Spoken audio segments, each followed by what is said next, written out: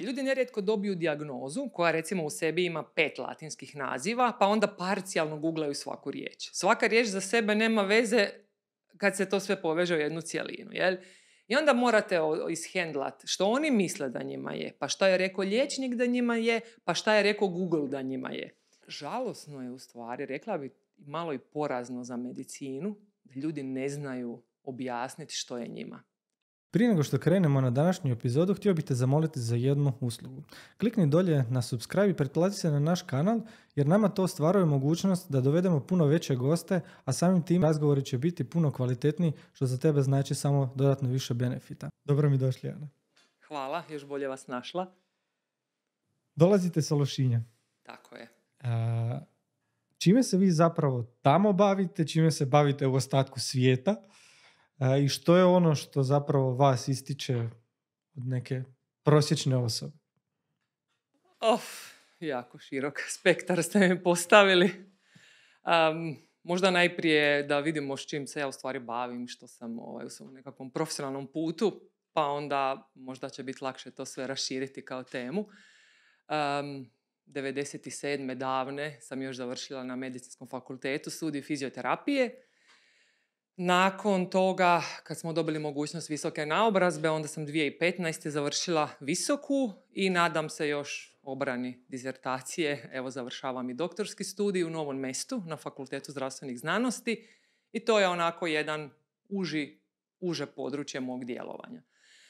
Na Lošinju sam 23 godine, udana, 2 djece i svoj mali studio koji se zove Vita i djeluje već preko 20 godina. 22, 3, sad točno baš ne znam. Uglavnom, tamo se bavim sa svim mogućim područjima fizioterapije, odnosno rekla bi sa svim ljudskim tegobama. To je jedino mjesto gdje radim s pacijentima, a druga mjesta gdje jesam, gdje djelujem, u principu educiram ili predajem. Tako da u Rijeci na Fakultetu zdravstvenih studija radim kao predavač. Radila sam 3 ili 4 godine u Ljubljani na Akademiji za manualnu terapiju Higea. U ovom trenutku u Zagrebu držim edukacije iz Boven tehnike, koja je možda primarna u mom radu i djelovanju. U Mostaru držim edukacije i evo, imam i neke nove planove, otvaram i neka nova tržišta, tako da... Dvije stvari mi se odmah ovako ukazuju, recimo, što bih htio da mi objasnite. Zar nije Lošinj premal za tako stručnu osobu? Pa ne znam šta bi vam rekla. To bi možda trebali pitati neke druge ljude u Lošinju. Ne znam šta bi vam rekla. Meni je premal što se tiče mojih ambicija. I onda u principu sjednem u auto i odem tamo gdje me trebaju.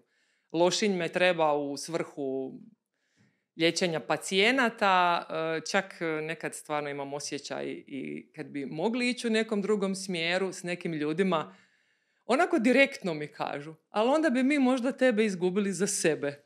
I onako imam osjećaj da me onako malo čak i sebično drže za sebe, ali to je jedna lijepa emocija. Lošinj mi je puno dao.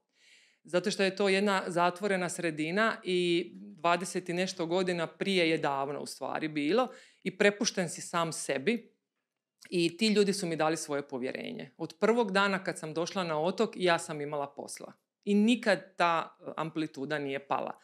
I sve ovo što ja danas jesam i svi moji interesi i sve što me je vodilo dalje, znači od 2003. godine ja nisam stala učiti i neću dok sam živa, jednostavno je to i moj hobi, i moja strast, i moje veselje, i moji izleti, moja druženja, upoznavanje novih ljudi. Meni je to na neki način smisao života. Ništa to ne bi bilo da nisam imala na kome primjenjivati. Tako da, evo, njihovo povjerenje je mene u stvari jako daleko dovelo. I kad god bi nešto novo završila i predložila, ja bi vam danas radila nešto drugo, u 95% slučajeva je bilo, radi što god ti hoćeš, uvijek si nam pomogla. Tako da nemamo opće potrebu reći ne ili tako. Kada se ne bavite fizioterapijom, Što je ono u čem uživate da možete izgubiti pojam o vremenu i prostoru da vas čini sretnim i zadovoljnim u tom trenutku? Da. Mislim da ćemo se opet vratiti na fizioterapiju, ali iz neke druge perspektive. Neizmjerno uživam u svom edukacijskom putu. Znači kao edukator i kao predavač. Neizmjerno puno vremena trošim na komunikaciju sa mojim sadašnjim studentima i studentima koji su završili. Ja sam jutros na 4 maila već odgovorila na različite dijelove Hrvatske i Hercegovine. Odgovorila sam, pregledala nalaze, dala nekakve savjete i tu se u bilo kom trenutku ja ću otvoriti taj mail, tu poruku i ja ću nestati u tome. Zainteresirat će me, odvešće me. Naravno da postoji onaj drugi dio života, to je primarno obitelj. Kad je na okupu, to je nešto što nema uopće svoju opisni cijenu i jako su mi važni prijatelji u životu. To je recimo, su trenuci koji me odvedu i koji su mi važni i gdje uživam. A jako veliki dio vremena je fizioterapija. U svim segmentima. Mog interesa. Koliki dio taj vremena koji vam fizioterapija u svim aspektima, od edukacije do direktnog rada sa pacijentima, koliko on to oduzima? Bojim se da ću reći previše. Ali ako sam baš iskrena, možda nekima to neće biti drago čuti, mojim bližnjima, ali mislim 80% vremena da mi uzim. Evo, sad ste me malo isprovocirali, ali to bi bila ta brojka. To je dosta velika žrtva koju čovjek daje kako bi... Noću kad svi spavaju, Ana piše. Ana mora napisati radove, Ana ide na kongrese, Ana ide na doktorat, polaže ispite.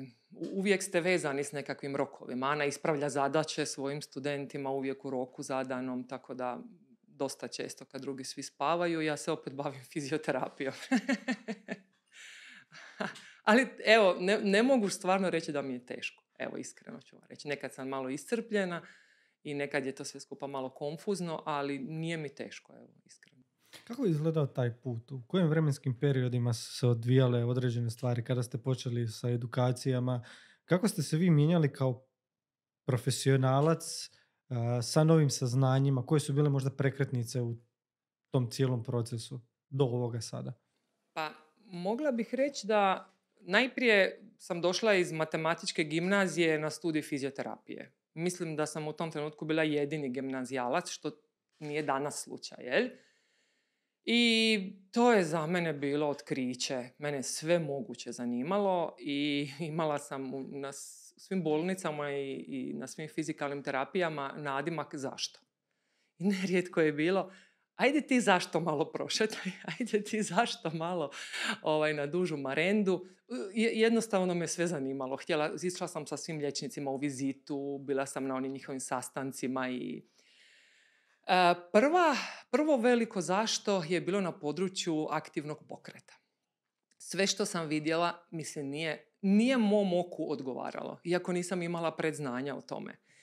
I onda bi postavila pitanje, ako sad vježbamo ruke, zašto noge samo pasivno stoje? Zašto ako radimo s nogama, mi smo gore onako u pasivnom nekakvom stanju?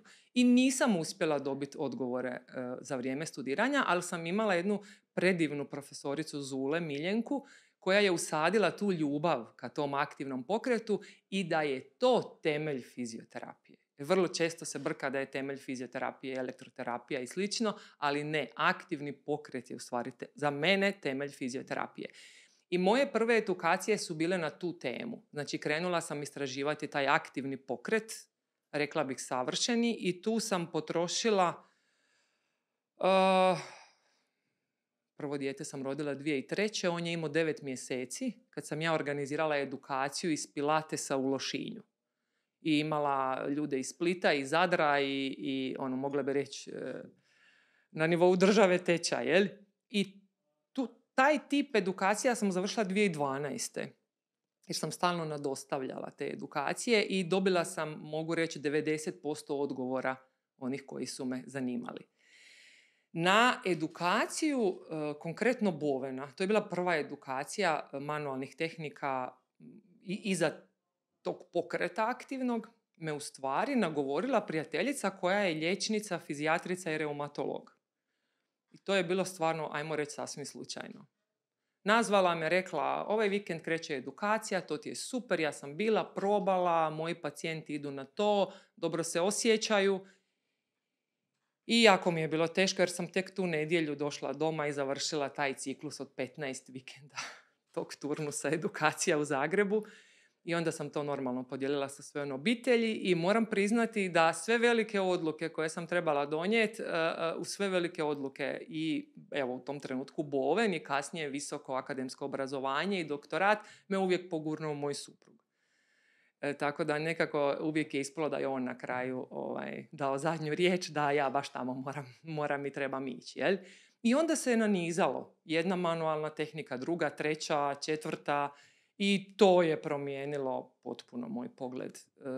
To je onda spojilo sve ono što sam ja učila o tijelu kroz tehnike vježbanja, i disanja i cjeline i energetske anatomije i svega što ide uz čovjeka. Jednostavno je ovo nadovezalo se na to. I meni su se samo otvorile oči. I sve bi mogla u životu, ali ne bi se mogla vratiti na staro. Na što staro? Na staro da je pacijent u stvari ima parcijalni problem i da tretiramo samo taj dio tijela. Recimo, boli lakat, ajmo samo lakat. Boli rame, ajmo samo rame. Ili koljeno ili slično. To mi je ko da je 2 stoljeća u prošlosti. Jel? Znači, cijelina ispred svega u svim segmentima. Što podrazumijeva kad kažete cijelina? Što to kod vas podrazumijeva? Cijelina je da gledamo osobu.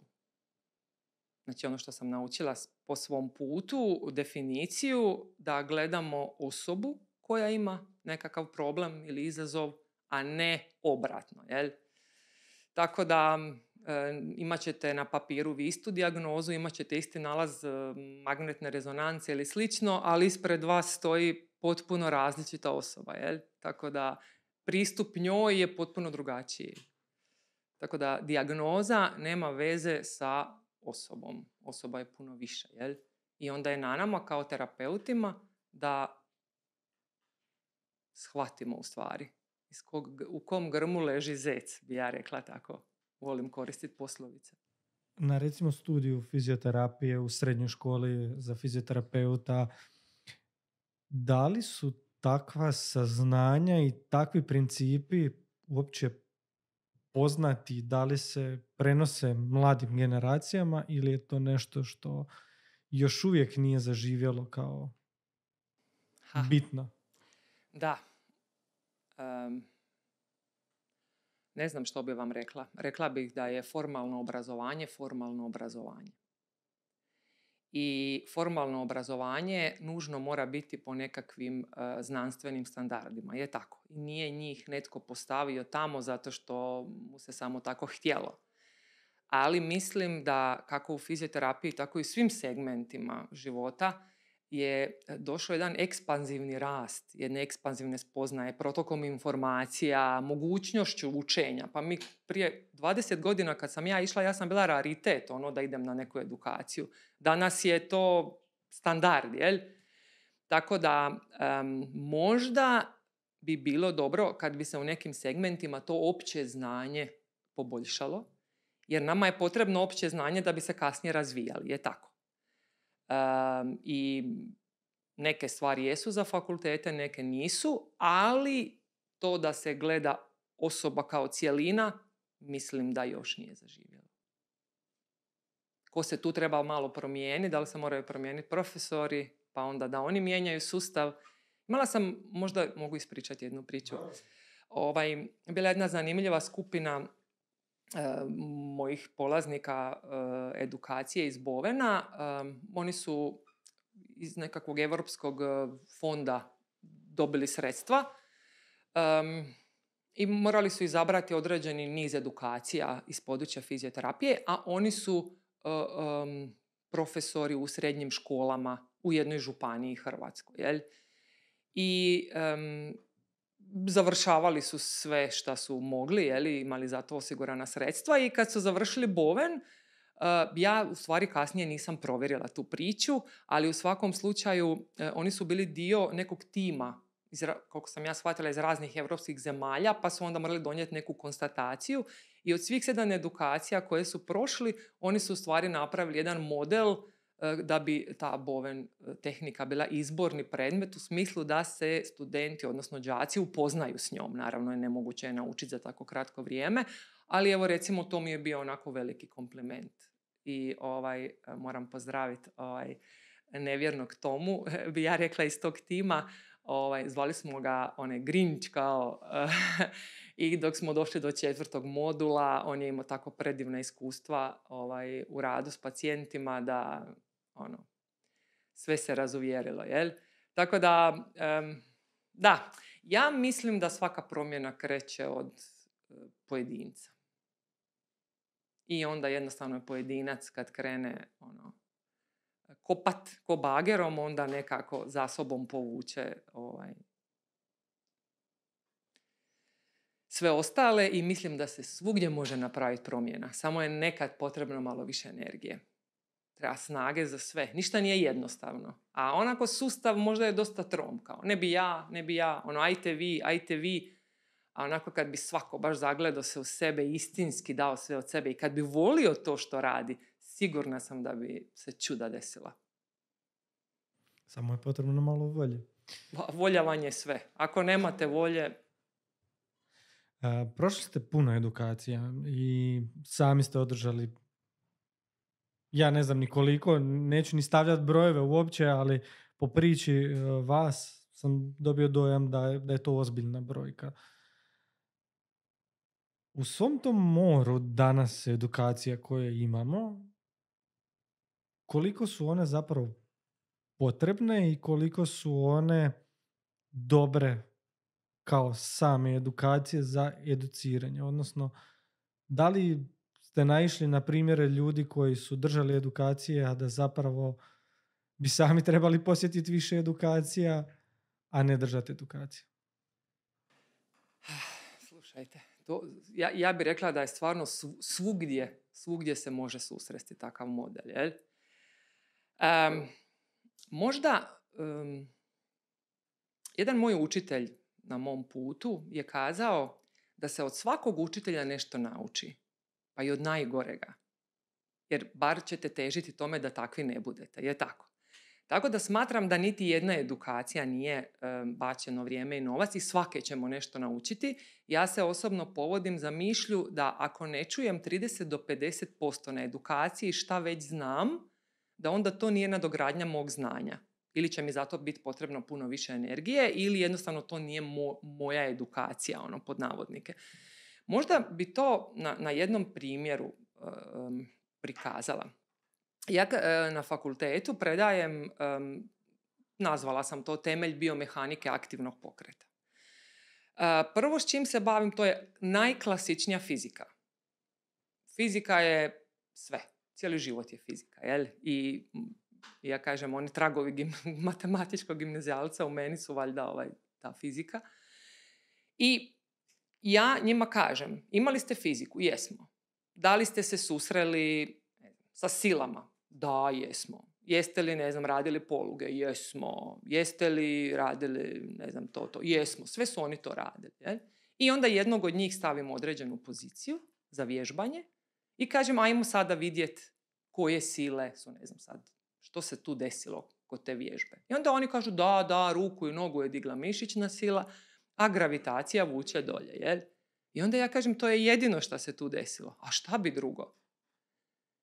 I onda kad ja to njima nadogradim, kad povežem fiziku na praktični, primjenjivi način, onda oni kažu, Bože moj dragi, mi se toga uopće nismo sjetili. Sad mene zanima, što još djeluje?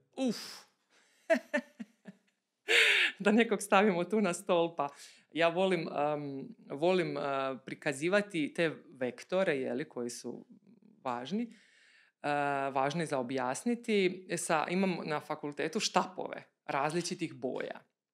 I onda kao stavimo ta 2 primarna štapa, i onda kažem, to je sve. I onda ja još dodam 8. I onda kad svi probaju to napraviti, kažu, ajme, ovo je teško. Ja kažem, da li ste vi to ikad probali napraviti? Pa u načelno i nismo. Zašto niste?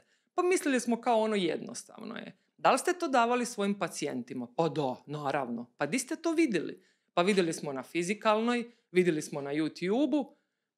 Sad se moramo puno vratiti unatrag. Znači, najprije moramo znati umrežiti svoja znanja. Ako nemate tu vještinu i ako nemate učitelja koji vas vodi na način da vas, ajmo reći, ne vodi, nego navodi da sami dolazite, da sami izvučete svoj maksimum, onda ćete jako teško u tome uspjeti. Jel? Znači, parcijalna znanja koja se ne znaju primijeniti u vašu postojeću praksu i rad, ona su bačeni novac i vrijeme. Sad, je li to na osobi ili je to na učitelju? Ja se trudim biti takav učitelj. Meni kad postave pitanje, ja postavim 10. I onda je uglavnom odgovor, zašto sam vas pitao? Ali šta nije to svrha, ne samo puko iznošenje nekakvih činjenica nego da im se probudi kritičko mišljenje. A s druge strane, ono što je danas postoji jedan veliki trend, znači fizioterapeuti doista mogu steći jako puno dodatnog znanja. Jel? Onda ja bih rekla da se neki osile.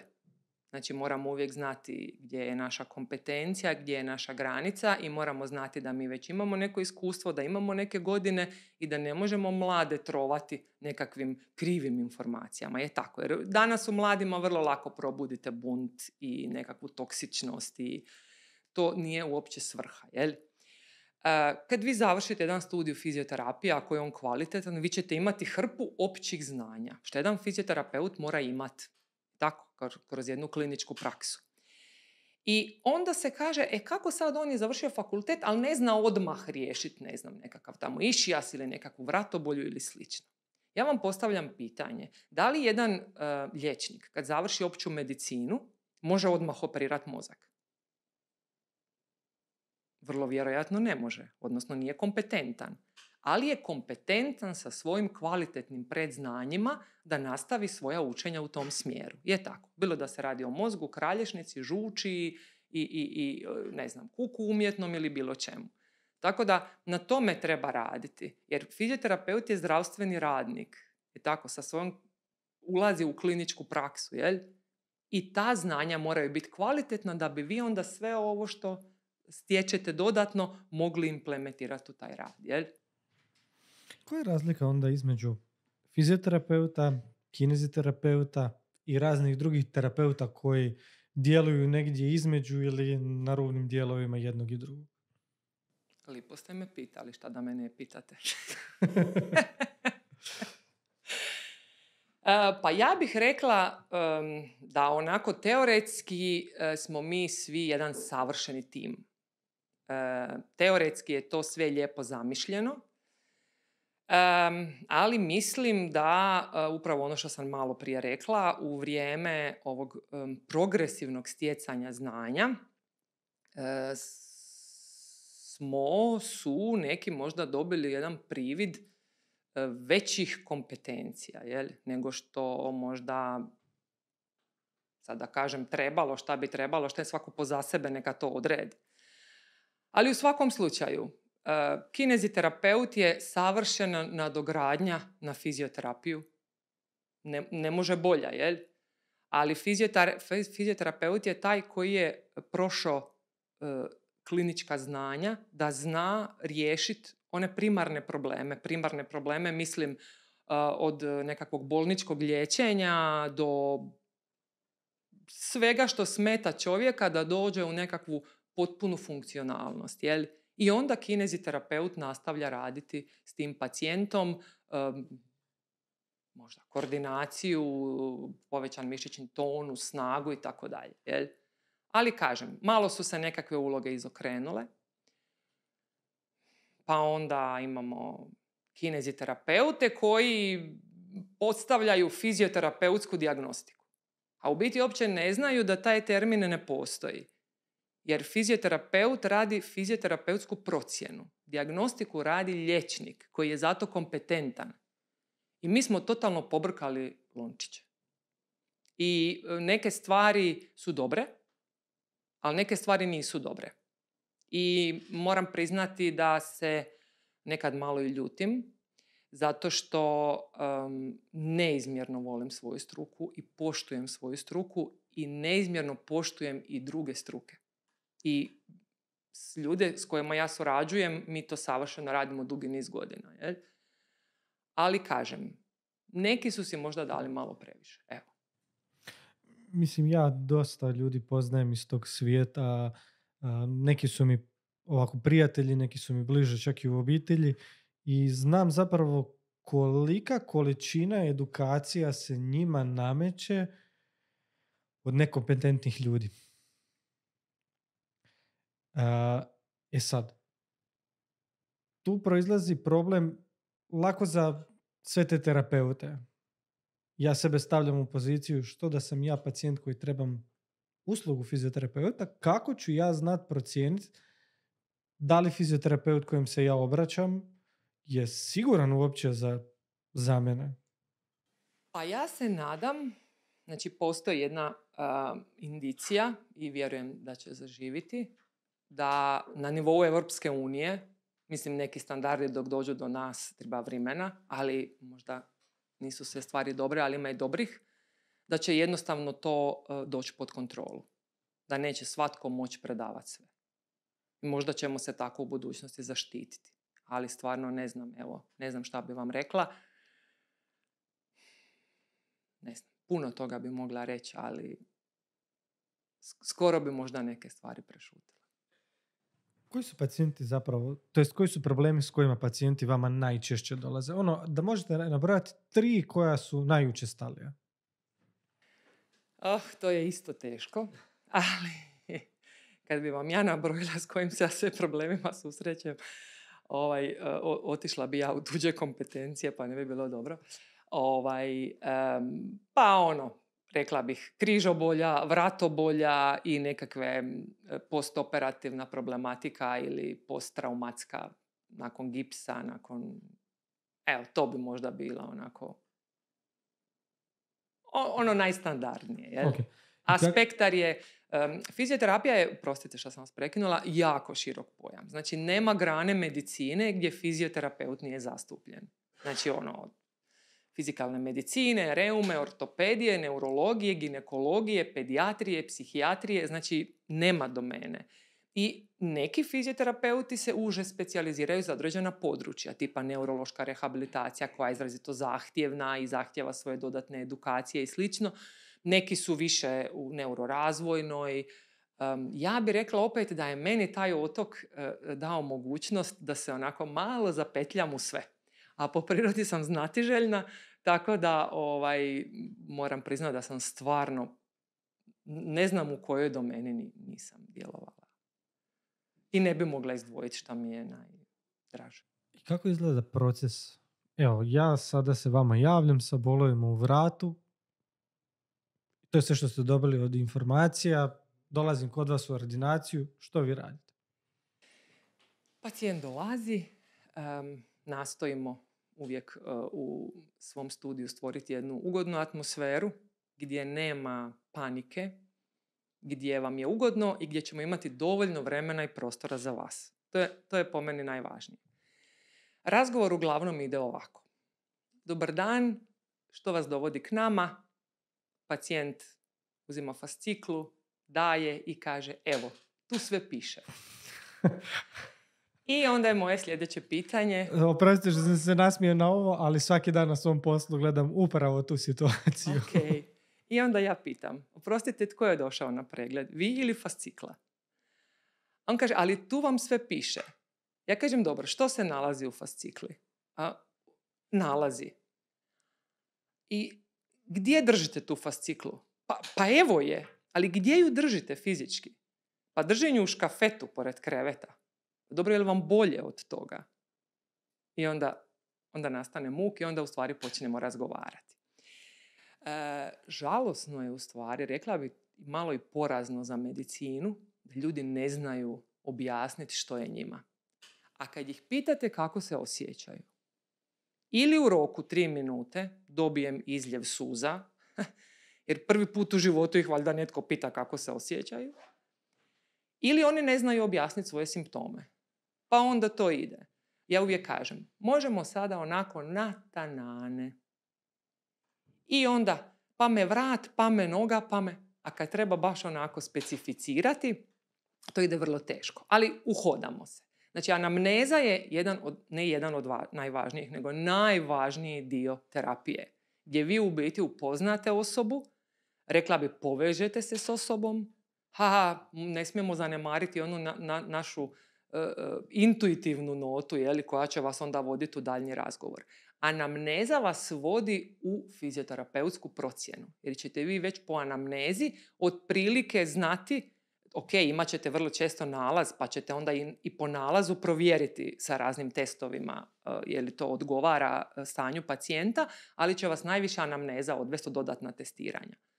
I onda nakon toga, ja sam jako veliki pobornik da se morate skinuti u donje rublje kad dođete kod mene, odnosno kad vam uzmem anamnezu, zato što je smiješno, odnosno pacijenti očito između sebe razgovaraju i onda dok ih ja uvedem u ordinaciju, oni se nerijetko već skinu prije uzimanja anamneze i onda ja im dam dekicu, pokrijem ih i kažem možda bi trebali najprije malo popričati, jel? Mogu zamisliti kako to izgleda. Pacijent ulazi u ordinaciju, skida se na vratima i sjeda preko puta. Mislim, dok ja odem u WC, oni se recimo skinu već. Da. Mislim, meni je u stvari to drago, jer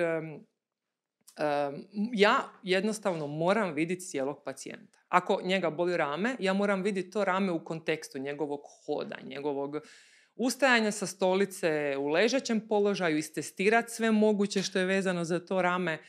Moram vidjeti nekakav ožiljak koji mi je osoba zaboravila navest, a vrlo je važan i nema veze kad se desio. Mogu se desiti prije 50 godina. Možda je upravo on uzrok gdje ću ja riješiti sve ostale tegobe.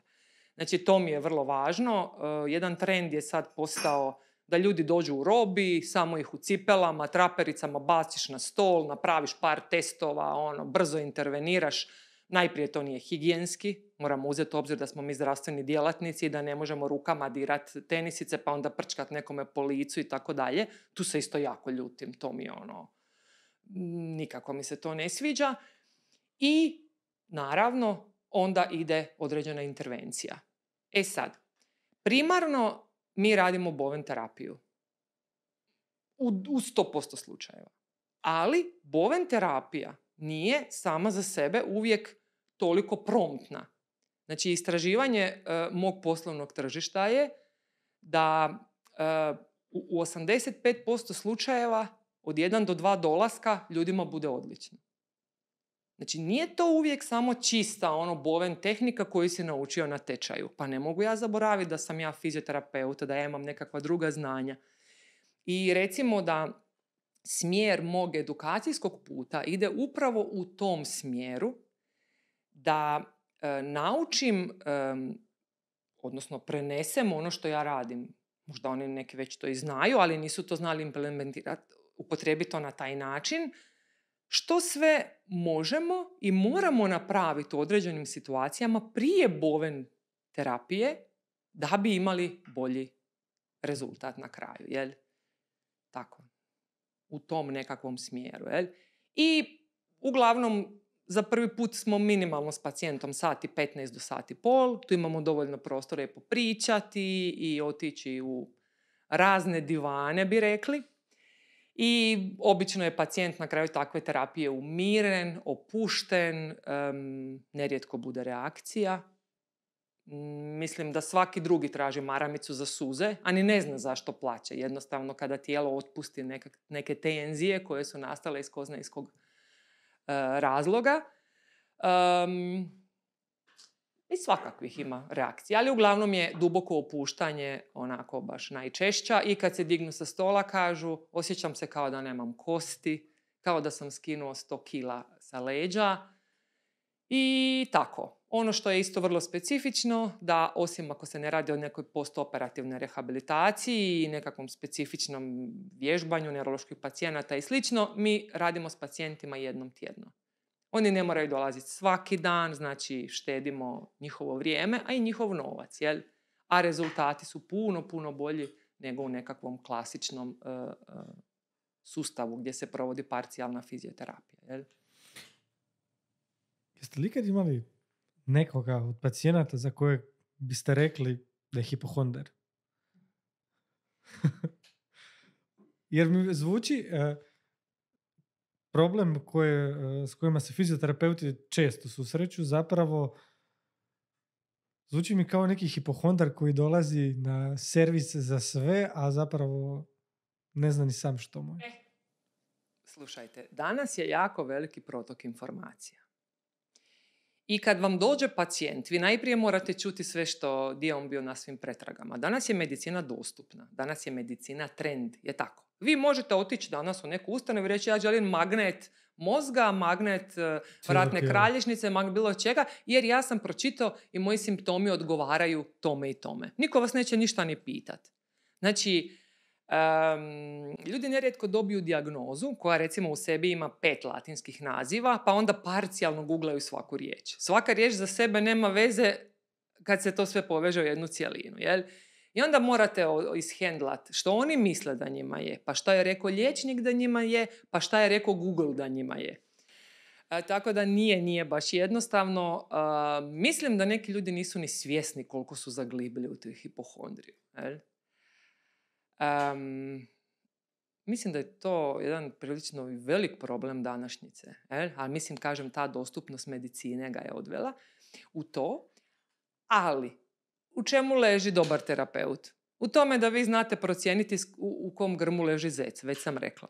I onda ćete vi u stvari vidjeti da li je ta nekakva bol osnovana zbog nekakvih promjena i mislim, imamo alate, imamo savršene testove. Meni je dovoljno 5 minuta s pacijentom da ja u biti to sve procijenim. Jel? I nerijetko onda krene razgovor u nekom drugom smjeru. Moram priznati da su moji pacijenti jako otvoreni za razgovor kao razgovor. Nekad mi se čini da i za to dođu spremni, jer već imaju ih postavljena neka pitanja i onako očekuju već razgovor od mene. I rekla bih da li bi 75% bilo previše reći da uopće nije uzrokovano primarnom boli, nego da je uzrok negdje drugdje. Evo ja ću ispričati samo jednu kratku priču. Što se skoro svaki dan gledamo kod nas na poslu kako radim na hitnom prijemu. A nisam vas pitala šta ste vi po zanimanju. Medicinski tehničar. Ok, to mi je bila mi je indicija, ali zaboravila sam u jednom trenutku. I kako radim na hitnom prijemu, postoji set od 10 ljudi koje mi vidimo nekoliko puta tjedno. Kojima nije ništa. Znači, isključivo hipohondri. Postoji liječnici koji su hipohondri i koji znaju da su hipohondri i opet protiv toga ne mogu ništa zato što je zdravstvo dostupno i zato što danas pacijent ne treba obeshrabriti nikoga koji ima problem da ode provjeriti da li ima problem, ali ako ima problem duži period, onda ili nije pronašao osobu koja će mu to reći ili nije pronašao dovoljno stručnu osobu koja će mu pomoći.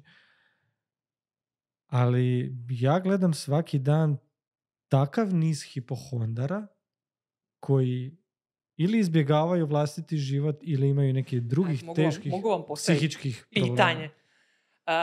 Na koje dijagnoze se uglavnom to odnosi? Su to nekakvi bolovi ili u kom smjeru to ide?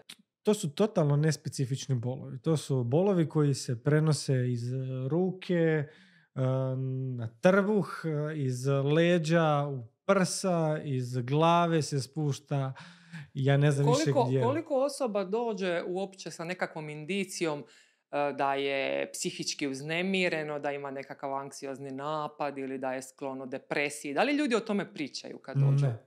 To ljudima niko nije rekao. Ok, i sad ću vam ispričati isto jednu priču koju vrlo često pričam mojim studentima. Ako se vi ujutro probudite i prođete sokakom, kako bi rekli, i sretnete Maricu. I pitate susjedu Maricu kako ste? I Marica kaže, joj, strašno, cijelu noć nisam spavala, toliko sam bila uznemirena, srce mi je lupalo 1000 na sat. U 1 sat sam popila 1 Normabel, ništa mi nije pomoglo. U 5 sam popila drugi Normabel, ništa mi nije pomoglo. Još uvijek mi srce lupa ko ludo, totalno sam uznemirena, dlanovi mi se znoje. Ok, dobro. Svaki dan vidim Maricu. Vi ste prošli pored Marice. Drugo jutro opet postoji mogućnost da sretnete Maricu. Što ćete napraviti ako možete? Preći ćete vjerojatno ili na drugu stranu ulice ili ćete izabrati neki drugi put. Jer ko će sad s Maricom tu se natezati o njenim nekakvim psihičkim forama. Ali, ako je scenarij išao u ovom smjeru, da ste vi sreli susjedu Maricu i pitali kako je i rekla je imam nesnosne bolove u leđima, nisam oka sklopila od bolova u leđima, onda ćete vi kao dobronamjerni susjed sigurno Marici reći joj Marice, jeste probali taj i taj lijek? Ja sam jednom imao takav napadaj, doktor mi je dao, super su mi bili lijekovi. Ili ćete preporučiti terapeuta, ili kineziterapeuta, ili već nešto što je vama pomoglo. I drugi dan ćete jedva čekati sresti susjedu Maricu da vidite da li je vaš savjet urodio plodom i kako se ona osjeća. E sad, ja bi tu u stvari povukla jednu granicu. O čemu se tu radi? Imati bol je društveno prihvatljivo. A imati nemir, odnosno reakciju svoju na život koji ti se dešava u datom trenutku, nije još uvijek kod nas društveno prihvatljivo. I onda se ljudi razboljevaju, jer ljudi trebaju da ih se primijeti.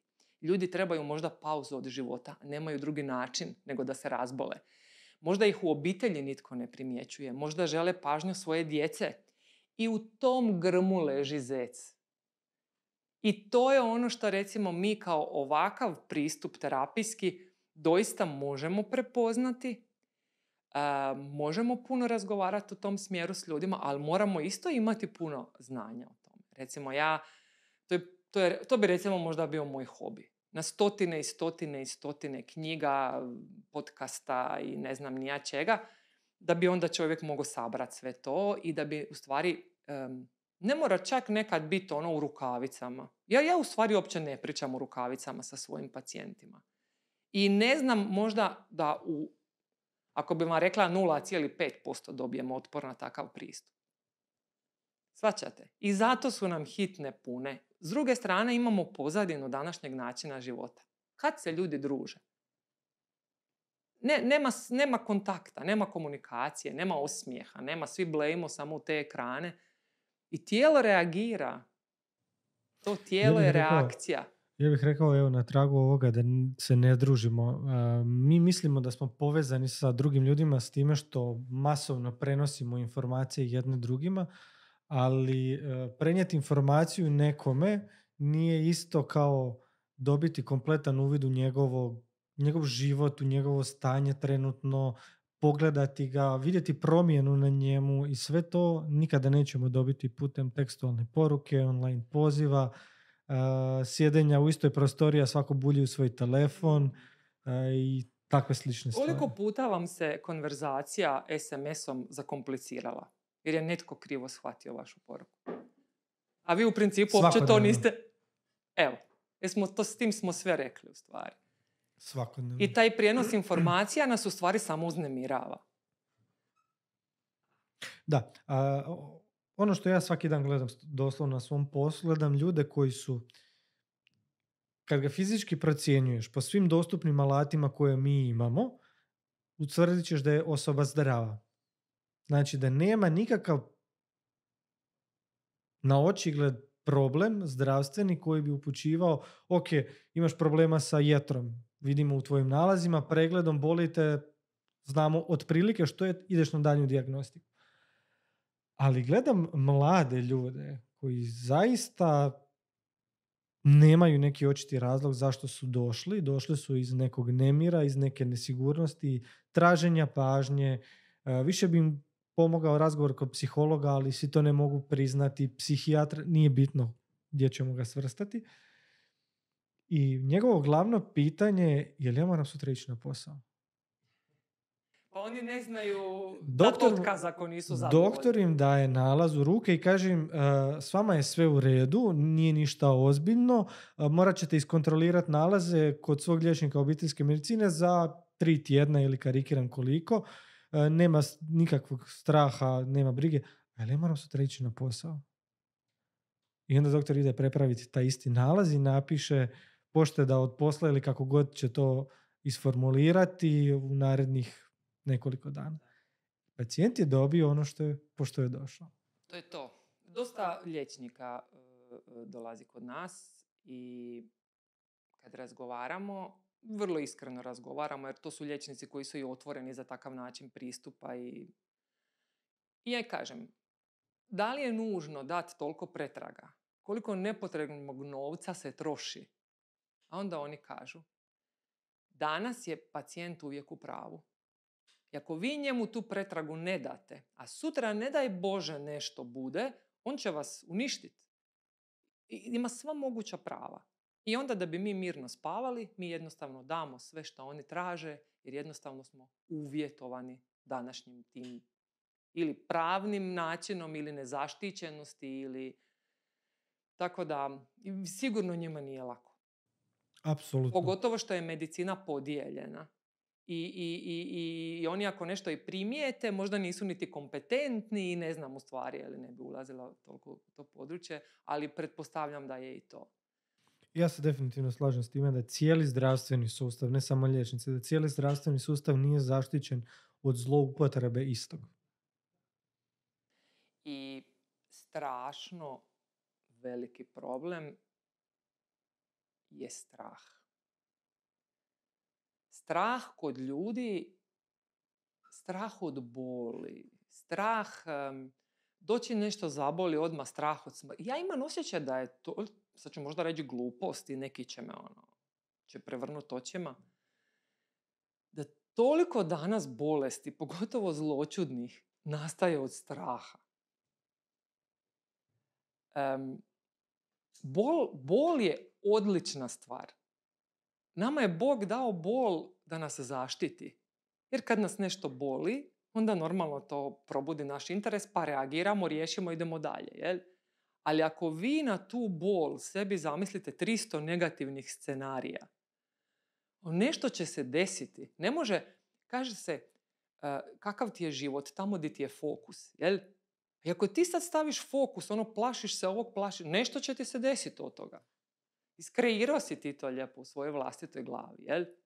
Mislim, sigurno oni koji su bolesti i prolaze pakao se neće složiti s tim i kažem, sigurno će biti onih koji neće dobro reagirati na ovo, ali nisam ni ja baš da nisam nikad bila bolesna i da nisam imala u svojoj bližoj okolini teške bolesti i da sam u biti imala priliku to i sagledati iz svih kuteva, jel? Teška bolest je i autoimuna bolest, je tako? I sve u tom smjeru. I strahovi, projekcije, fokusi krivi. A kažu, znači postoji skala emocija. Ne znam, bubnuću sad, ne znam točno, ali do 1000. Ne znam, strah je na 3. mjestu. I dok imate dominantnu jednu emociju, vi ne možete dalje rasti. Jer te emocije u stvari dolaze jedna po jedna. Jel? Ne možemo odmah biti tamo euforični, ne možemo... Znači, strah sve blokira. I u pozadini, kad god pričam s ljudima, uvijek stoji strah. Čega god se dotaknemo, čega god, uvijek je strah.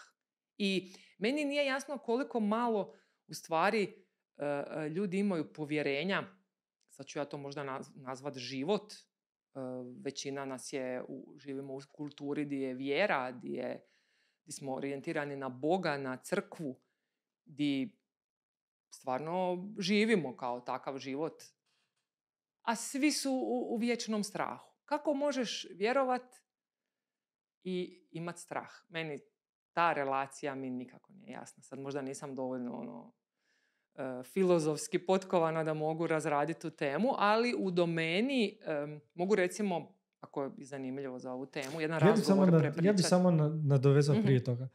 Mislim da je moguće vjerovati i biti u strahu u isto vrijeme. Ali ako vjeruješ i osjetiš strah, to ti je prilika da zbog tog uvjerenja pokažeš hrabrost sam sebi, drugima oko sebe, da ipak možeš protiv toga s time, unatoč tome ili kako god to nazvao. Ma strah je odličan. On je nama dan kao i bol. Ali ako je on dominantan 24 sata dnevno, onda nije dobar. Jel se vi možete smijati 24 sata dnevno? Je pukli bi od smijeha, je tako? Tako se ne možete ni plašiti 24 sata dnevno. Ali nažalost postoje ljudi koji u svojim glavama 24 sata dnevno su u strahu. I normalno da onda to ode u krivom smjeru. Jel? Tako da, jednom sam bila jedna gospođa koja se panično plašila vrtoglavica. I ona je potpuno blokirala svoj život zbog toga. Prestala je izlaziti iz kuće, prestala ići u šetnje, jer što ako se njoj desi u krivom trenutku vrtoglavica, pa ona padne pa razbije glavu, pa bude u prometu, pa pogine, scenarija od pola sata. I onda sam ja onako možda malo direktno sam postavila pitanje. Vi idete u crkvu, sad ajmo to povezati s crkvom, možemo povezati s nečim drugim, nevažno. Kao pa da. Pa kao vjerujete da Bog postoji. Pa kako ne bi vjerovala, ona je to tako uvredljivo prihvatila. Ja kažem, ali ako vi vjerujete doista da u svakom trenutku Bog radi najbolje za vas, ako on smatra da vi morate taj čas past, ne znam, i razbiti glavu ili nešto, čemu sumnja? Jer on to radi zato što zna da je posljedica toga najbolja za vas. To je vjera. Nije vjera samo kad ti je dobro. Ili ono daj mi Bože sve najbolje. Nego u svakoj situaciji bezuvjetno vjerovati. To je, meni mislim, vjera mi je jako važna, onako iznutra kao nekakva duhovnost i ne znam, ja se dosta tome čudim. Ne mogu shvatiti tu relaciju. Ja znam osobu u svom životu, bliska meni, koja je zbog jednog svog zdravstvenog stanja potpuno zaustavila svoj život. U smislu zadržava se samo u okruženju u kojem se osjeća sigurno. Stvorila je ovisnost o drugoj osobi da ne može napustiti širi krug fizičkog odvojenja u smislu da se nešto neće dogoditi pa da neko neće imati pomoć toj osobi, do te mjere da jednostavno kao da ne shvaća da više, to jest stavilo se u poziciju u kojoj nema novih iskustava u životu.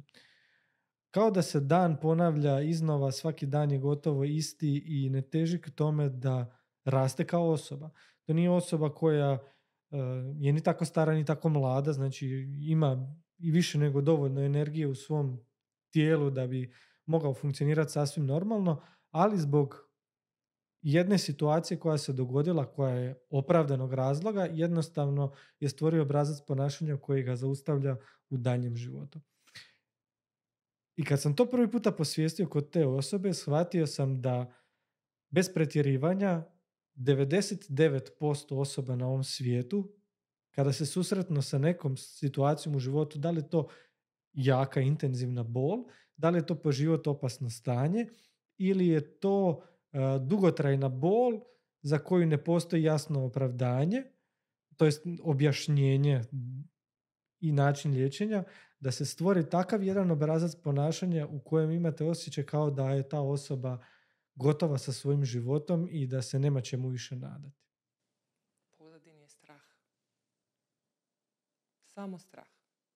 Jer da nema takve vrste straha, onda bi osoba u stvari davala životu priliku. A to je njihova sigurna zona, jer se oni plaše da se ne bi to ponovilo, da se ne bi desilo još nešto gore. I u biti, kad dosta ljudi, čak i ja takve razgovore ne uvjetujem, ja bar mislim, ali onako mi znaju, pa šta, i meni je ovako dobro u mom životu, ja sam zadovoljan. Ja kažem, dobro, mislim, respektiram tvoj način života, mislim, možda gledajući moj izrazito dinamičan način života, imaju nekakvu potrebu kao meni se opravdati. Mislim, apsolutno mi se ne moraju pravdati, jel? Ali i u tom nekakvom životu koji podrazumijeva, ne znam, radno vrijeme, nekakav dodatni sadržaj, mora postojati nešto, neki žar. Ako nema tog žara, ja vizualiziram to kao da živimo u nekoj močvari, ustajaloj. Močvara nije dobro okruženje. Ili uspoređujem sa EKG, ravnom linijom. Znači ti sve u životu radiš da bi sebe zaštitio od bilo kojeg iskustva koje bi išta u tebi probudilo na što ti nisi spreman. Šta je pozadina toga? Strah. I di smo onda? Nigdje. Ja ću dati jedan praktičan možda prikaz slučaja gdje ljudi upravo zbog tog straha, možda čak tjeskobe i pretjeranog stresa u životu, razviju stvarnu simptomatologiju zbog koje imaju potrebu doći k vama. Svi znamo da osoba koja je u produljenom stresu najčešće se stavlja u nekakav obrambeni položaj i čitavo vrijeme je blago pogrbljena, blago spušta glavu, blago se osvrće oko sebe, diše plitko. I onda kaže, boli me vrat, boli me glava, imam nesnosne glavobolje, povisi mu se krvni tlak. Kad kažem ljudima, ne znam, kad dođu, što bi možda moglo biti apstraktno, dođu sa petnim trnom, onda ja kažem, najprije vam moramo promijeniti obrazac disanja. A u biti ti vidiš da je ta osoba upravo zbog nekakvog tog položaja koji je, to sve lijepo što ste objasnili, on je nego je promijenio svoje težište, na primjer. I opterećuje stopala na drugačiji način. I petni trn je obrana tog dijela stopala od nekakvog pojačanog pritiska koje do sad nije tako bilo. I onda ne možete vi promijeniti težište ako niste napravili korekciju u središnjem dijelu tijela, sada ne idem u detalje jer je to dosta kompleksno, i promijenite težište. I kaže, gle, ne boli me, ma vidi stvarno.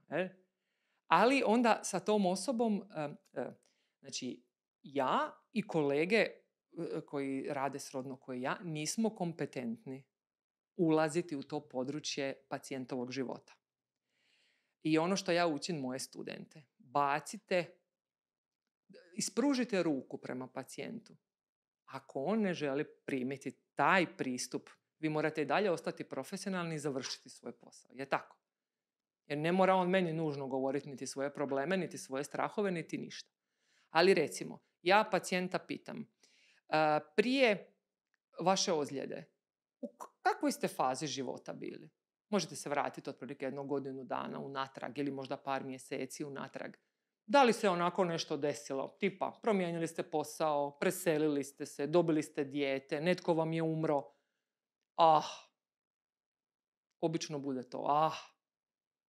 Neko će vam reći, naravno da je bilo, to je život. I ta osoba ti je u tom trenutku dala do znanja da ne želi nastaviti razgovor u tom smjeru. I onda ćete vi to poštivati, jer osoba nije primarno došla da izvlačite to iz nje, ali ne znam da mi se ikad desilo da do kraja našeg druženja, koje obično traje 4, 5, 6 tjedana ili već koliko je potrebno, da nismo u biti napravili conclusion, što se kaže, i te situacije. I ljudi su u stvari veliki teret sa sebe skinu kad im to netko pomogne odsvijestiti. Jer vi njih vodite za ruku u tom procesu. To je isto jako važno. Da ih ne osuđujete, nego da im želite pomoći. Evo to. Meni je žalosno, mislim, jasno mi je zašto je to tako, ali mi je jako žalosno 2 stvari.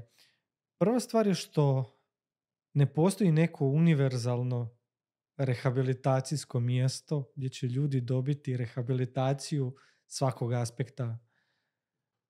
Sagledano iz svakog aspekta. Evo, klasični primjer, takva osoba, da ona se možda javila zato što joj boli vrat, to je bio prvi nekakav trigger koji je ona imala, koji će jasno ukazati da negdje postoji problem. Osoba koja ne razmišlja i ne promišlja o tome da ta bol u vratu možda nije zato što imam tu nešto što treba razbiti ili treba malo stisnuti jače i to će nestati. Druga stvar žao mi je što mnogi, kako fizioterapeuti, kineziterapeuti, svi drugi, nutricionisti, treneri, zapostavljaju proširivanje svojih kompetencija zbog toga što su osuđeni od druge strane stručnjaka da poznaju to područje. Zato ću ja sad ići na formalno obrazovanje o tom. Ok, ja se slažem s time i daću jedan izvrstan primjer osobe koja je bila u gostu podcastu ovdje. Ako sam ja ili bilo ko nutricionist i dođe mi klijent / pacijent, dođe mi jer ima problem, želi izgubiti kilograme, ali evo, javio se prvo nutricionistu. Ako ja nemam osnovno poznavanje ili šire poznavanje, barem osnova psihologije i barem osnova treninga, ja sam gotovo beskoristan tom klijentu. Ja mu mogu dati savršen plan prehrane, ali ako ga ja ne znam usmjeriti i dati mu ne obrazloženje, nego potaknuti ga da on sam dođe do zaključka da nije jedino moja usluga koja je njemu potrebna, nego mora promijeniti još puno drugih stvari. Od emocionalnog prejedanja, što je psihološki problem, do povećane tjelesne aktivnosti, što je problem trenera. I sad, ako ću ja sebe smatrati kao najboljim stručnjakom za nutricionizam, i dalje nisam najbolji za klijenta. Možda poznajem područje u kojem djelujem savršeno, ali nisam najbolji za klijenta. A ima jedna doktorica koja je nedavno bila u gostima u podcastu, koja je doktorica, specijalist dijabetolog, subspecijalizacije dijabetologije, koja je upisala doktorat iz nutricionizma. To je van svake pameti mnogim liječnicima, jer mi znamo po prehrani. Ali ona je shvatila koliko zapravo ne zna i koliko se zapravo ne može upuštati u dubinu kako bi pomogla svojim pacijentima. I tu nekako bi da se ljudi više ohrabre djelovati na više aspekata, ali ne djelovati da nudite rješenja, nego da potičete svoje klijente da razmišljaju da se jave stručnim osobama, a vi to nećete nikada znati ako nemate poznavanje te grane koja će pomoći tom pacijentu. Ok, može se proći duplo formalno, troduplo formalno obrazovanje kako biste postali jedan stvarno holistički stručnjak za rješavanje određenog seta problema, ali toliko žrtve ko će dati, ne znam, ali napravite ono što se može. Ja apsolutno nisam da se mi ne miješamo na edukacijama. Samo, na primjeru te liječnice, ona, ne znam koliko će nakon doktorata iz nutricionizma, gdje je ona u stvari imala fenomenalan interes da bi pomogla i usmjerila svoje pacijente, hoće li ona onda raditi plan prehrane i u biti zamijeniti potpuno nutricionistu. O tome ja pričam. Ono kad smo na početku razgovarali. Ne govorim ja, mi moramo poznavati područje jedni od drugih upravo zbog suradnje. I to zagovaram itekako. Ali, ne znam, određeni ljudi si onda daju slobodu da potpuno preuzmu neku struku i da na neki način, neću reći omalovažavaju, ali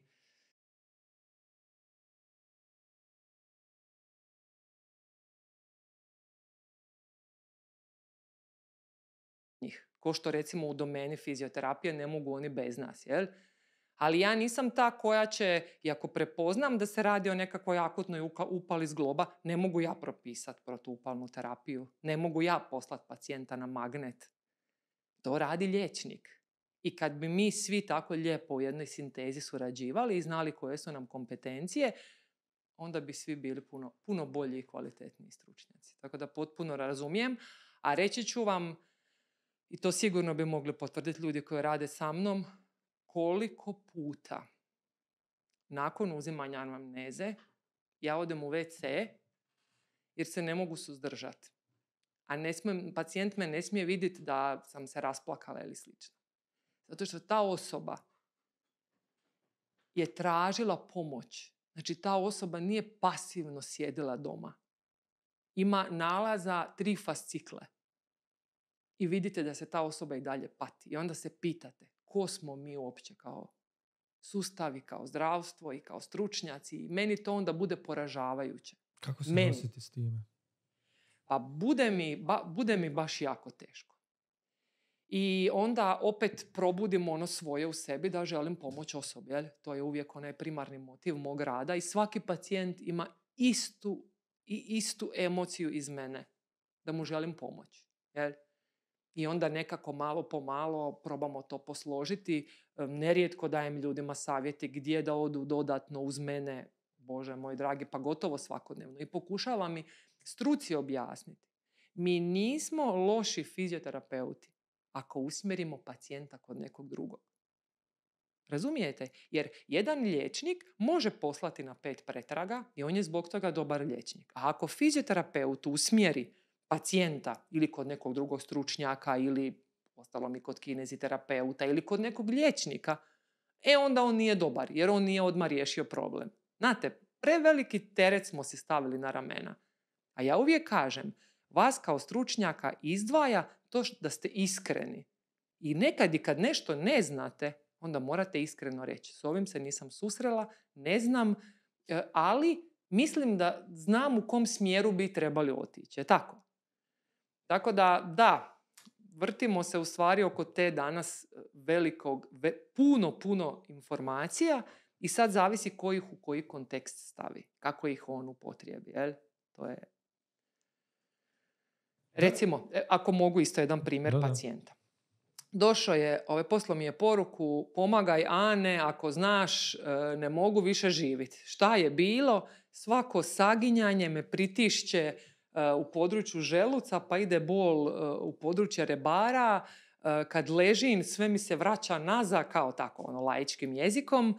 I kad duboko udahnem, osjetim oštru bol i meni je nekako već na taj inicijalni razgovor otprilike bilo jasno. S obzirom da je on kazao da je on bio na liječničkom, da ga je liječnik usmjerio gastroenterologu, da je napravio gastroskopiju, da je napravio spirometriju, pa su mu pronašli kao da nema dovoljni opseg disanja, kapacitet, onda su ga poslali pulmologu, pa je radio rentgen pluća, pa uglavnom konstatacija svih tih liječnika je bila da je on pretil i da puši. I da je to sve onda normalno kao posljedica. Je li on imao hijatalnu herniju? On je imao u principu, dijafragma mu je bila toliko zblokirana i nije bilo te dinamike koja se u biti poslije onda odražava i na reflukse i hernije i čuda. Hvala Bogu, evo, u jedan tretman smo mi to riješili. Došao je još jednom čisto reda radi i rekao je, evo, sad sam ga srela jer mi nešto radi, možda je prošlo 2 mjeseca, da li ti se ikad to vratilo? Kaže, nije, hvala Bogu. Mislim, to je grozno. Što nije to grozno? Znači, čovjek se požalio, potražio pomoć, oni su mu, ajde što dosta medicina, onako nije tako direktna, ili da kaže, pretil si, ne znam, ovo i ono, dali su mu te smjernice i da je on smršao jadan 30 kila i da je prestao pušiti, on bi dalje imao taj problem, jer svaki takav problem treba neurološki rješavati. Znači, tu treba rješavati, u centru gdje je on i nastao. I onda imate alate preko kojih ćete to rješavati. Kako ćete stimulirati? Ja to uvijek zovem centar da bi napravio promjenu. Jer samo od sebe neće. Ili recimo, utopija je na nekakva stanja vježbat. I vježba, godinu dana ništa se ne mijenja. Prestane vježbat, nakon 2 mjeseca se stanje vrati. Pa nisi, čovječe, napravio korekciju. A korekcija je sve ono što tome prethodi. Je li bila nekakva stara ozljeda, je li bio nekakav ožiljak, je li bio nekakav hematom, je li bilo nekakvo iskustvo traumatično koje nas je ostavilo. Mi kad smo u stanju šoka, što napravimo? Plitko dišemo da bi uopće preživjeli tu situaciju. Je tako? I naš CNS, on zapamti taj obrazac. I nas ostavi u toj poziciji i kad smo se mi kao vratili u normalni život. To su sve stvari koje treba znati reprogramirati. I u biti je to je toliko jednostavno. Ali moraš znati, naći uzrok, spojiti sa posljedicom i čim kraće facilitirati da bi dobio promjenu. I onda poslije možeš sve ostalo. Što je boven? Što je boven? Sad napokon da otvorimo tu temu. Boven. Evo, definicija bovena po društvenim mrežama će uvijek biti, to je nježna manualna tehnika i već na prvu tu riječ bi moji pacijenti samo napravili nježna. Znači, gladit ćete. Nježna je kad treba. A nije nježna isto kad treba, jel? Sad da skratim samo, jedan direktni Bovenov učenik i moj učitelj, kad sam ga pitala zašto je nešto napravio, onda je on rekao, because it's necessary. Tako i to. Boven je nježan kad treba i malo je grublji kad treba. U svakom slučaju radi se o manualnoj tehnici koja tretira osobu, a ne primarno njen problem, i koja na neki način, ne na neki način, nego umrežava cijelo tijelo. I postoji jedna, ajmo reći, osnovna šema koja bi bila više kao nekakav screening i postoje onda procedure koje vi kao terapeut morate biti pronicljivi kako ih i na koji način složiti, s kojom svrhom i s kojom namjerom. Jel? Pokreti su definirani na određenim mjestima, vrlo je specifičan taj pokret rolanja i uglavnom je na tetivama, mišićima, živcima, ligamentima i u principu, ono što bi ja rekla, ruke terapeuta nježno komuniciraju sa CNS-om pacijenta. I tu se dešavaju promjene. Po čemu se to razlikuje od nekakve klasične sportske masaže ili nekog drugog manualne vještine? Izuzev što je nježna kad treba. Da. Pa to nema veze jedno s drugim. Ovdje govorimo u stvari o nekakvim akupresurnim točkama koje imaju nekakav svoj smisao. Neki ih tumače, znate, boven, to je za mene jedan genijalan um. Kao prvo, on je bio laik potpuni u području medicine. I Thomas Boven, inače porijeklom iz Australije, i on je jedan dio svog života i zbog tog nekakvog svog interesa prema ljudskom tijelu, primarno je kao nekakav sportaš, radio je sa osteopatom. Jedan dio svog života je radio sa liječnikom kineske medicine. I u principu ta tehnika je sinteza onog najboljeg iz svega toga. I vrlo često ljudi koji dođu na boven kažu, ja sam bio na osteopatiji, dosta mi je to slično. Jel? Ili kad u akupunkturi bodu s iglicama određena mjesta, to su uglavnom boven točke gdje mi radimo ovo je akupunkturni moment, a mi radimo rukama i to se zove akupresura, na tom isto. Tako da Boven nije dijelio svoja znanja i on je u tijeku svoje bogate karijere dozvolio svega 6 da ga promatraju. Samo da ga promatraju. Svako je imao dan u tjednu kad ga je promatrao kako radi. A svaki od tih učenika dolazi iz svog područja. Neko je liječnik kineske medicine, neko je osteopata, neko je naturopat ili ne znam već koji spektar je njihovog zanimanja. I onda se kasnije opet ta tehnika tumačila iz perspektive svakog od njih. Je tako? Ali generalno ja bih rekla da je boven jedna najbolja sinteza dobrih manualnih tehnika. Evo, tako nekako ja to vidim. Kakvi probleme koji problemi su rješivi bovenom? Nemam vremena do sutra jer putujem Dalje, Laički rečeno, znači nekom ko možda ima taj problem, evo, dajete savjet, potražite nekoga ko se bavi bovenom.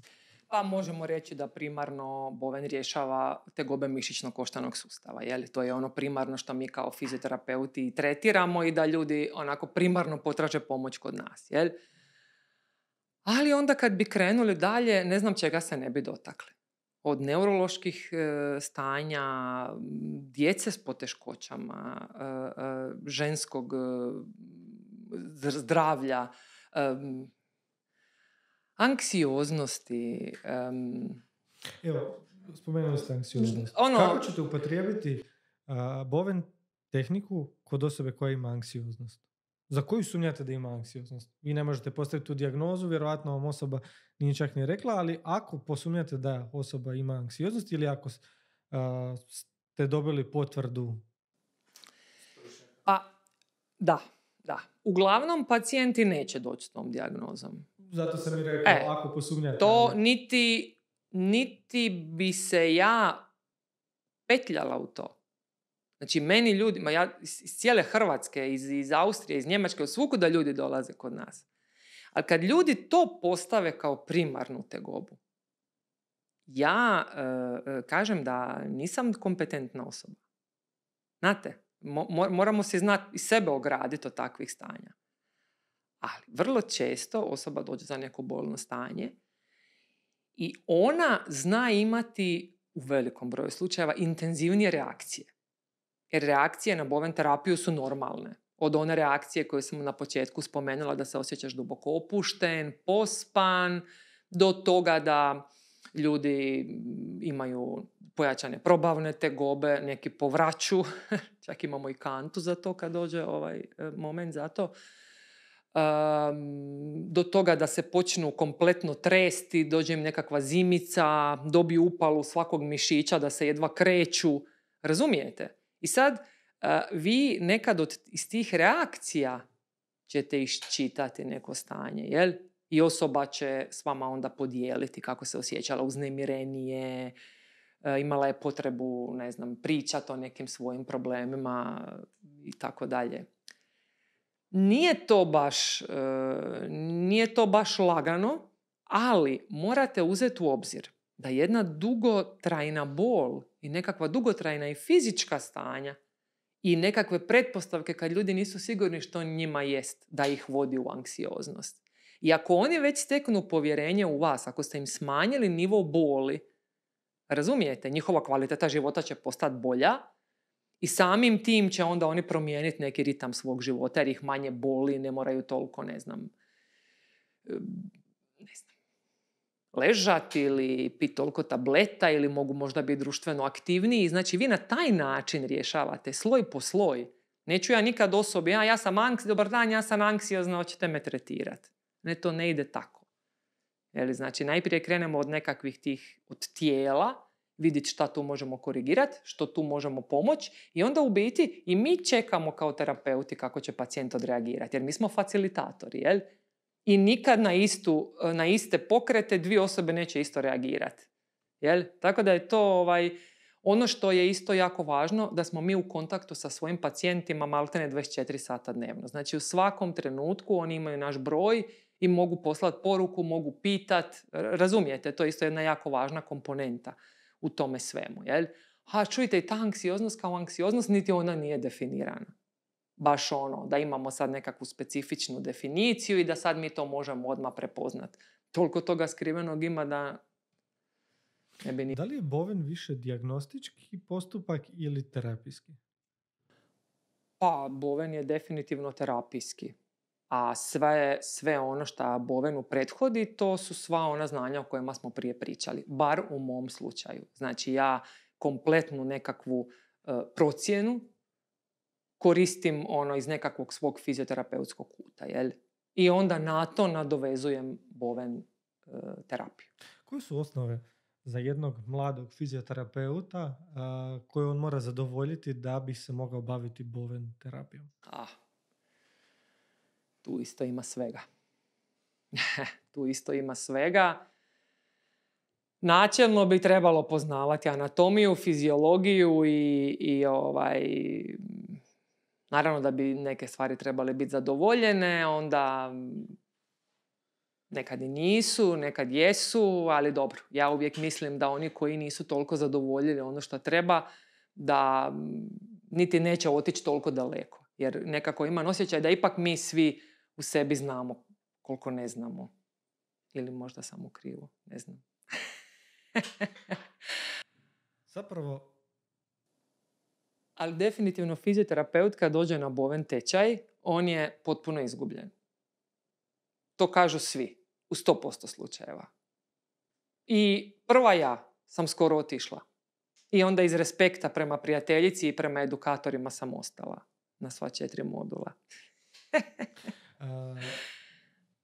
Ko sve može vršiti edukacije bovena? Ko sve može vršiti? Okay. Bilo bi dobro Ajmo onda ovako. Idemo prevenirati tu mogućnost zloupotrebe imena bovena i lošu edukaciju.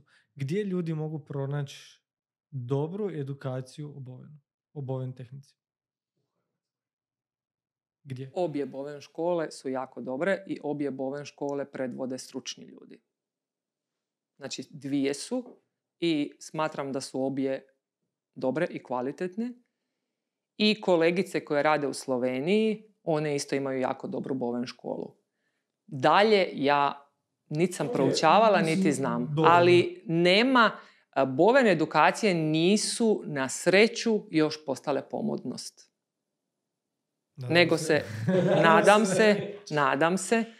I meni je jako važno, ono što ja znam, da smo sve mi škole složne u kvaliteti prenošenja znanja, u zadržavanju standarda. To mislim da nam je svima jednako važno, u tome se slažemo i s tim ciljem idemo dalje. Jeli? A što će biti, ke sera, ne znam. Da li postoje neke kontraindikacije za boven terapiju?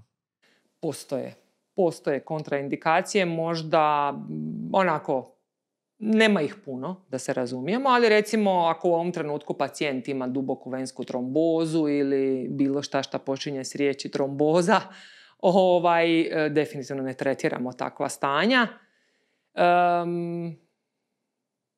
I postoje pacijenti koji imaju težu kliničku sliku, ali mi u bovenu imamo alate i za njih. Znači imamo svega nekoliko točaka koje stisnemo sa jako velikim razmacima i promatramo reakciju pacijenta i njegovog tijela. Jeli? I onda znamo kako ćemo dalje slagati terapije. Kad krećem držati edukacije, onda mi je u stvari jako teško studentima objasniti djelovanje bovena i koliko je to u stvari fenomenalno. Ajmo tako to laički reći. Ja se cijelo vrijeme suzdržavam. Tu svoju radost i euforiju podijeliti s njima. I onda kako module odmiču, kako oni moraju imati zadaću i onako svakom individualno pristupam. Nemam formu sad neki obrazac, nego svako mi piše. Neko piše 1 stranicu, pa do kraja piše 5, a neko u startu piše 15, pa do kraja isto svede na 5. Razumijete? Neko morate vratiti fokus, nekome morate proširiti. U svakom slučaju, i onda kad dođemo do zadnjeg modula i kad dijelimo ta iskustva i ta videa i te slike i onda oni kažu, niste nam dovoljno rekli koliko je ovo moćno i divno i koliko se jedan terapeut fenomenalno osjeća nakon tog iskustva rada s bovenom. Ja kažem, a onda bi svi pobjegli već na prvom modulu. Jer to, znači, ne postoji dan u mojoj praksi da se ja ne ježim od glave do pete. I to je predivno iskustvo. Znači, na takvo iskustvo iznutra vas ništa vam ne može biti teško i ništa vas ne može uznemiriti. Kad se meni, recimo nekad imam 12 stepenica do posla. To je moj put do posla. I nekad mi se isto ne da bude neko ružno vrijeme, taman sam pojela, legla na kauč. I onda se spustim dolje i onda dođe neka situacija, i onda kažem sebi, Ana, kako si pomislila da ti se ne da? Da to ti više nikad ne bi palo na pamet. I tako. I vidim da se ta mreža terapeuta takve emocije širi. Razumijete? Jer važno je kakvu vi emociju kao terapeut imate prema tome i kakvu namjeru imate dok radite. To vam je 50% posla, jel?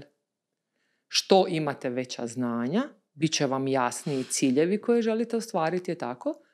I onda ćete to lakše moći dovesti do kraja. Ako nemate znanja, ako mislite da niste sve napravili kako treba, ako ste raspršeni, onda to prenosimo na pacijenta.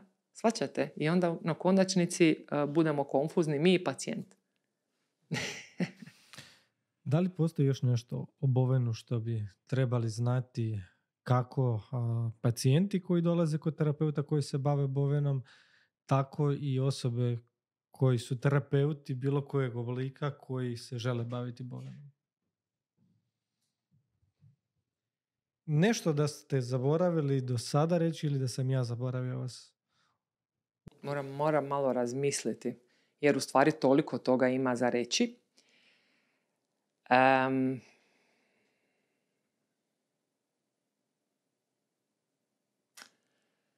Ja sam stvarno probala raditi dosta tehnika i često se pitam zašto je boven isplivao u stvari iz svega toga. I imam osjećaj i često i studenti navode tu relaciju dok rade taj boven, da se oni osjećaju smirenije, da oni navode promjene na sebi, jel? To je ono što je meni u stvari najvažnije. A ako se netko odluči na boven edukaciju, onda mora znati da to nije samo doći na edukaciju i čuti hrpu informacija i onda ćeš ti poslije vidjeti šta ćeš s njima. Ne. Znači, dolazak na samu edukaciju je konstantni rad. Ako edukacija traje kroz ciklus od 4 do 5 mjeseci, vi cijelo vrijeme morate raditi, a radi se i na vama.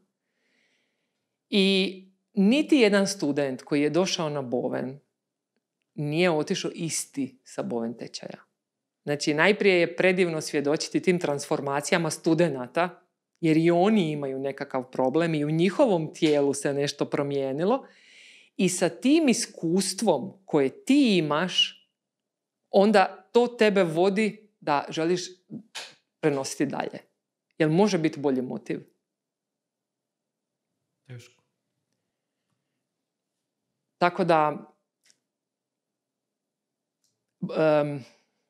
imala sam psihoterapeuta na boven edukaciji. Imala sam medicinskih sestara, kineziologa, psihoterapeuta raznih domena. I ono što mi je bilo predivno, što jedan psihoterapeut ispričao jedan slučaj, rekao je, 10 godina radim sa curom koja je doživjela neku traumu. Cijeli njen život je u stvari fokus oko te traume, ali nikad nisam uspio kao terapeut doći do toga što se njoj u stvari desilo. I prošli put je došla kod mene, napravio sam boven i nakon bovena mi je mrtva hladna ispričala šta se njoj desilo. Ja sam još dan danas u šoku. Još uvijek tražim emociju kao kako da to ishendlam. Toliko se stvari desi da ne možete to ovako sabrat, samo ukratko ispričati. Znači, to na toliko nivoa djeluje da ne znam jednostavno. Jeste probali kad boven terapiju? Evo, ja vas pozivam da dođete. Da znate i da hoću ako budem na Lošinju. Da probate to iskustvo, jel? Tako da, i zabranila bi, u stvari nemoguće je da niste probali boven ako idete na boven edukaciju, jer mi vježbamo jedni na drugima i unutar toga se dešavaju već promjene, ali bi svakome zabranila da se bavi s nečim ako sam ne upražnjava to, odnosno nema svoje iskustvo i ne ide na te terapije. Ja uvijek kažem, kad je taj zapravo, to što ste rekli, kad je zapravo poanta, uvijek volim reći da, što sam čuo od jednog tatu majstora, nikada nemoj pristupati tetoviranju drugoga ako na sebi nisi iskusio to.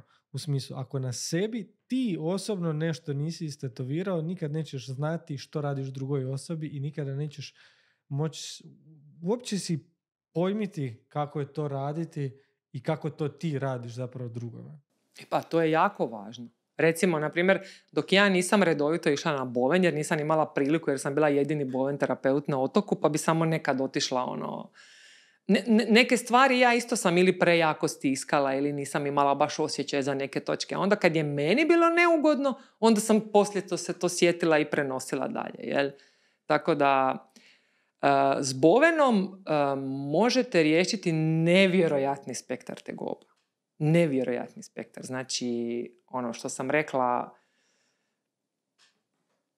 sad kad možda bi trebala parcijalno nabrajati. Ono što sam rekla, uz mišićno-koštani sustav i sve bolove, pa onda možemo doći na migrene, pa možemo doći na probleme sa želucom, pa čak i začeća. Nikad se nije desilo, recimo, da smo imali pacijenticu sa policističnim jajnicima, da nakon niza terapija su jajnici, recimo, čisti. I tako dalje. Znači, nije boven samo, evo, sad sam ja fizioterapeut, pa ću ja sad vama riješiti. Znači, kad vi gledate tijelo kao cijelinu, to je toliko kompleksno da je to nemoguće sabrati u jednoj rečenici. Jednostavno, evo.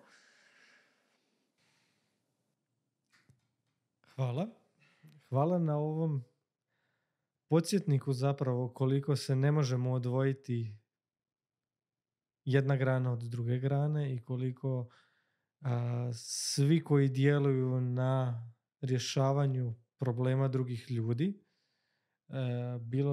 bilo kakve boli, emocionalne, fizičke boli, fantomske boli, bi trebali to sagledati iz šireg onako nekog okvira.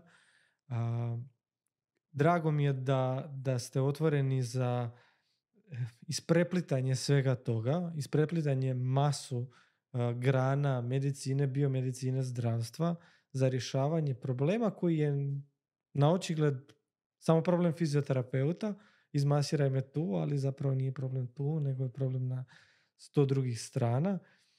I drago mi je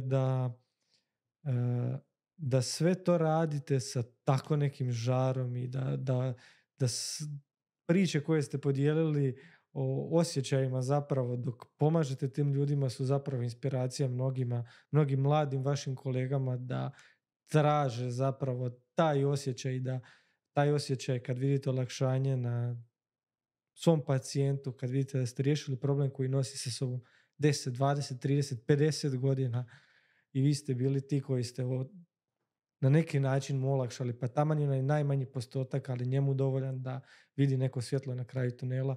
Mislim da bi to trebao biti nekakav onako cilj svakom terapeutu. I onda ćete znati, ne možda negdje pročitati ili čuti kao boven mijenja živote. I sad to tako zvuči, ono otrcana fraza. Ali kad prođete sva ta iskustva i kad jedan terapeut sva ta znanja sabere i primjeni u praksi, mi uvijek, ako ne prije na dodjeli certifikata, uvijek se toga sjetimo. Da li mi mijenjamo živote? Da, zato što poboljšavamo kvalitetu života ljudima. I tu smo možda da im ukažemo upravo na tu cijelinu koju oni jesu. Ne gledamo ih parcijalno, nego ih gledamo cjelovito. I to je jedino ispravno. I svakome doista želim. Kad imate tu priliku svakodnevno se zahvaljivati na tim rezultatima, znači morate uvijek se zadržati, kako bi ja to rekla sad, ono što imam u glavi i u srcu, morate biti skromni u stvari i dozvoliti da se te stvari dese, jel? I nisam ja Bogom dana kao terapeut, nego sam ja Bogom dana za to iskustvo koje kao terapeut mogu doživjeti. To nema cijene. Evo. Hvala vam na ovom razgovoru, hvala vam na dolasku. Gdje vas ljudi mogu fizički pronaći, što mogu očekivati u nekoj skorijoj budućnosti, gdje će vas moći pronaći? Pa fizički kao terapeuta u Malom Lošinju, u Studio Viti. Sad je to dobilo jedan novi identitet.